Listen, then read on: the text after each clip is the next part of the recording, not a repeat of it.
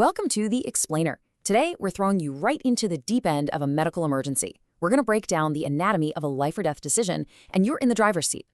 So picture this. You're the first responder on the scene. A person's life is literally in your hands. What do? Let's walk through this high-stakes scenario together and really get into the kind of critical thinking that saves lives. All right, first up, a hornet's sting. The scene is set, and yeah, the clock is ticking. You've just rolled up on a call to help a woman who got stung by a hornet about 45 minutes ago. Okay, so what do you see? Right away, you notice she's covered in widespread hives. The technical term is diffuse urticaria, and she is super itchy. It's pretty obvious she's having an allergic reaction, right? But to figure out the real danger here, we've got to look a lot closer. Okay, section 2, decoding the vitals. This is where the numbers tell the real story. To find out what's actually going on inside her body, we need to check out her vital signs. So, you take her vitals, and at a glance, everything looks pretty stable. But what does stable really mean here? See, each one of these numbers is a super important clue, a piece of the puzzle we need to solve to figure out what to do next. First off, let's look at her blood pressure, 124/72. That is textbook normal. It's a really good sign, telling us her circulatory system isn't in any immediate trouble. Next, her pulse. It's strong, and it's beating at 88 times a minute. Again, this is great news. Her heart isn't going crazy trying to compensate for something, and the pulse isn't faint or weak. Okay, breathing. She's taking 16 breaths a minute, and the key word here is unlabored. That means she's breathing easy, no struggling, no gasping for air. Her airway is wide open. And last but not least, her oxygen level is at 94%. That's well within the healthy range. It confirms her lungs are doing their job just fine, getting plenty of oxygen into her blood. All right, that brings us to section 3, the critical decision. You've got 4 choices in front of you, but only one is the right one. So here it is. Based on everything we've seen, the hives, the itching, and those totally stable vitals, you've got to make the call. So what's the right move? What do you do right here, right now? Let's take a look at your 4 options. Okay, so here are your choices.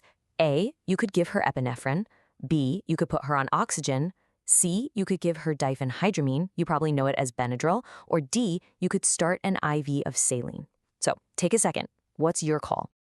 Okay, time for the big reveal. Section 4, reaction versus anaphylaxis.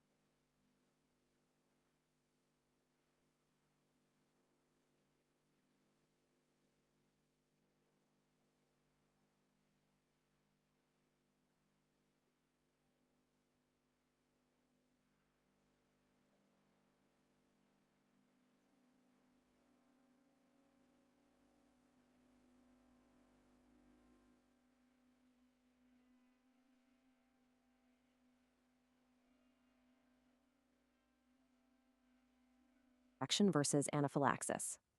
This is where we figure out why the right choice is really the only choice. Let's break down the answer and see what this tells us about allergic reactions. And the correct answer is C. If you chose to give her 25 milligrams of diphenhydramine, you absolutely nailed it. That is the single most appropriate treatment for this patient, right at this moment. So, why was that the right answer?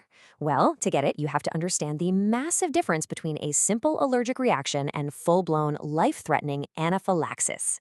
Here's the key. Anaphylaxis is when the body's systems start to shut down. We're talking respiratory or circulatory collapse. It's a total system failure.